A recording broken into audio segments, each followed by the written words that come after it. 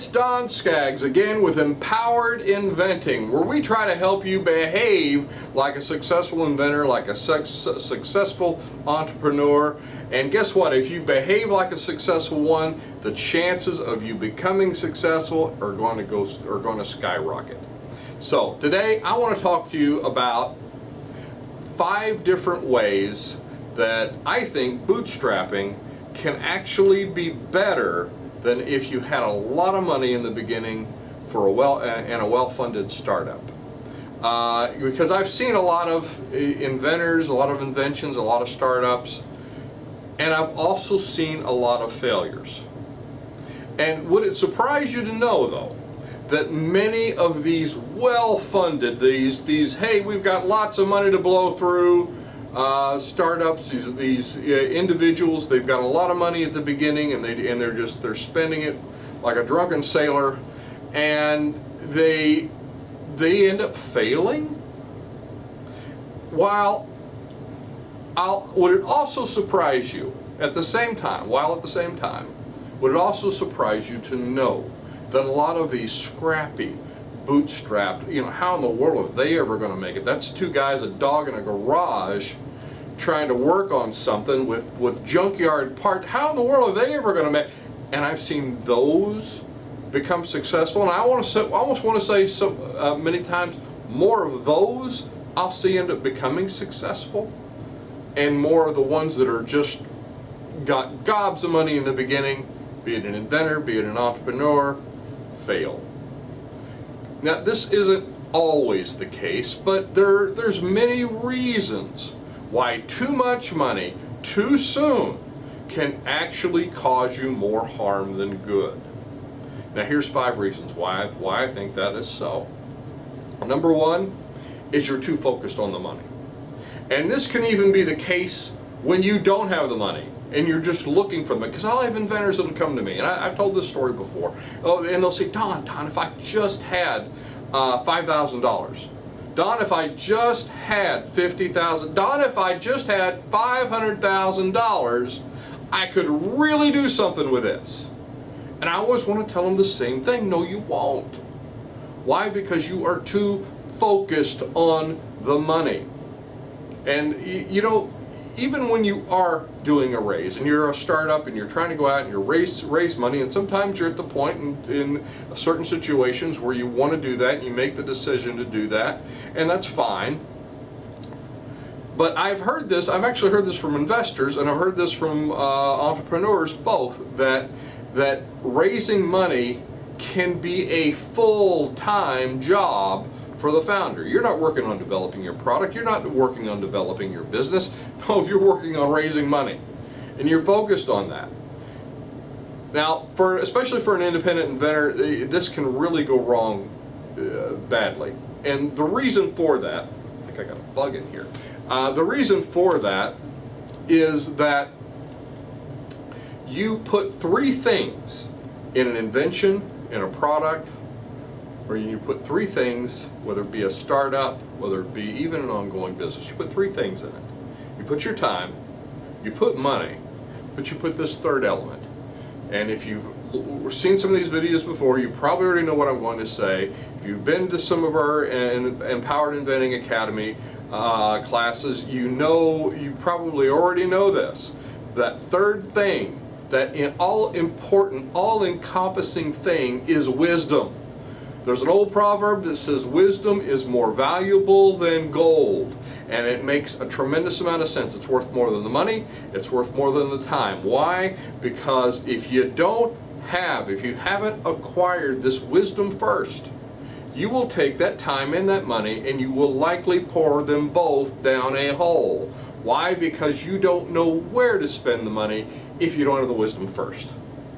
So if you're too focused on the money and you're not focused on more important things like acquiring the wisdom, then you can end up just really spinning your wheels and blowing through a lot of money. And a lot of times that happens. We get a lot of money in the beginning, we have a lot of money in the beginning, and we don't blow it. You just don't know the sad stories I have heard and people that I have met that have blown through all this money with nothing to show for it.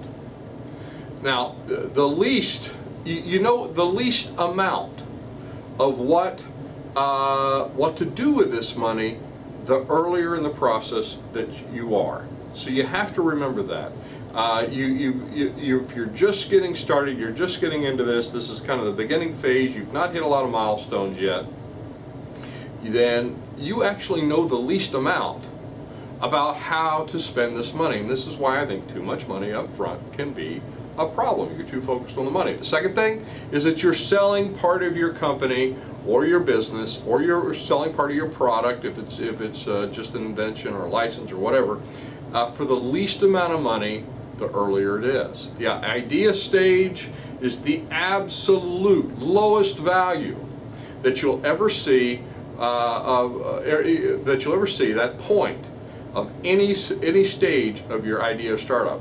The more you put into it, the more valuable it becomes. And again, this is why bootstrapping, or at least bootstrapping the beginning, if you can possibly do that, if you can possibly get away with that, is going to do you more good than having a lot of money in the beginning and not having the wisdom first. So number 3, picking a partner that you're going to be chained to early on for the reasons of money is a bad reason. There is drama that'll come up. There's friction that's going to come up. Decision making. Who's going to make that decision? How's it going to be made? Who's going to overrule who? All this plays in when you have a partner, especially if it's a money partner. So these things can be unbearable forces that can just collapse your startup or collapse the process of getting your product to market. So don't pick a partner because of money. Oh, look, he's got a lot of money. Well, we'll ignore all the rest of these things, but he's got money. That's a insanely bad idea, and I have seen companies crash. I've seen products and companies crash and burn over this. So don't do that. Don't pick a partner because you're going to be chained to this person after the money's gone, and it's not going to be pretty. Now, number 4, why I think bootstrapping can be better than a well-funded startup is the Frank Sinatra rule. Now, maybe some of you don't even know who Frank Sinatra is. He's an old, famous old singer, and he was known for this song, many songs, but he's known for this one called New York, New York.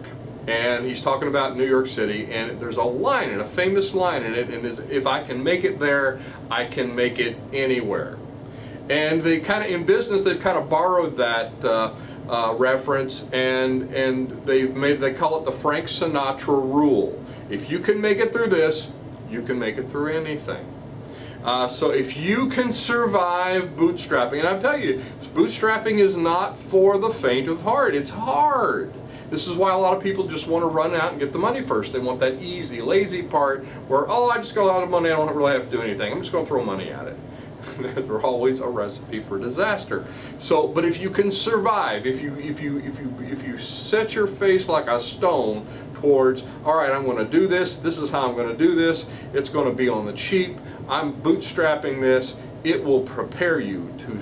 If you can survive bootstrapping, it will prepare you for any other adversity that might face you later. And guess what? In business, in a startup, even as a product startup, you're going to face adversity later. You don't know where it's going to come from, but it's going to be tough and it's going to hurt. And the more battle ready you are by going through bootstrapping first, I think the better off you'll be. Lastly, but not least, if you can successfully bootstrap, you have validated yourself, your company, and your value. Let's say you are going to go raise money later. Well, guess what? Number 1, your valuation has gone up because, again, the more you put in it, the more, if you're going to sell your product to somebody or you're going to sell your business to somebody, your value goes up if you have put more in it yourself the right way first. You go to raise money later, let's say you do need to, okay, we're going to grow, we need to raise money, we need to bring in some money partners, and by the way, if you're going to do that, We've got other videos and other classes on this about picking the right people to work with, because again, you're going to be chained to these people, and you want to be sure that you're going to marry the right person, and not somebody that's going to be abusive and awful. And it's just like a marriage. It can get, if you pick the wrong person, it can be a nightmare. I can't say that enough. If you raise the money later though, let's say you do, and you're wise about it because you acquired that wisdom first, then it's going to give you exponentially more gravitas, and by extension, value. They're going to look at you and say, wow, this guy did all this with just this. This is somebody I want to hitch my wagon to. So I'm going to leave you with that. I hope this is helpful. You know, if anything else, try bootstrapping first. It doesn't cost anything. You don't lose a lot if it doesn't work out. But it will give you wisdom. Remember, you acquire wisdom two different ways. You get it from the mistakes that you make. Sometimes they're unavoidable. Or you can stand on the shoulders of other people that have been there and have done it. Inventor groups are great for this. Ours is kyinventors.org.